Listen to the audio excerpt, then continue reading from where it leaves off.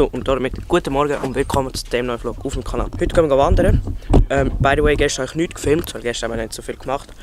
Wir sind gestern einfach nur auf der Hüpfhütte dort hinten gewesen.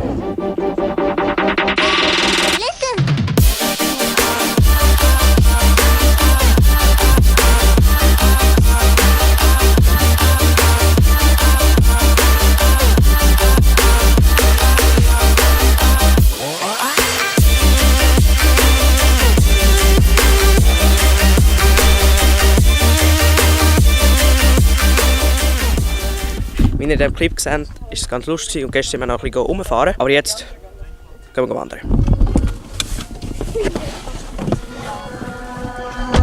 Looking back when we were younger, sneaking out to feed the hunger. Oh, nobody knows.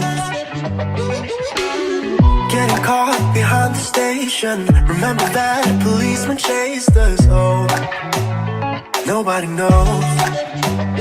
We have come so far, we can turn back now. Let me walk you down this road. Follow me, follow me. An diesem Tag sind wir auf den Berg Segla gewandert.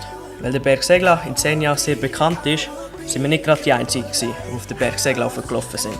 Die Wanderung selber ist etwa 1,5 Stunden gegangen, aber sie war sehr anstrengend, weil der Berg Segla sehr steil ist.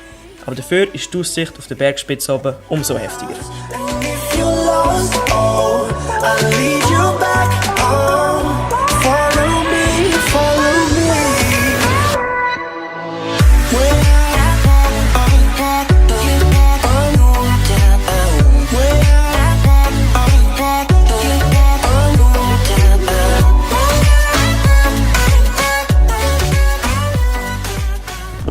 Endlich angekommen.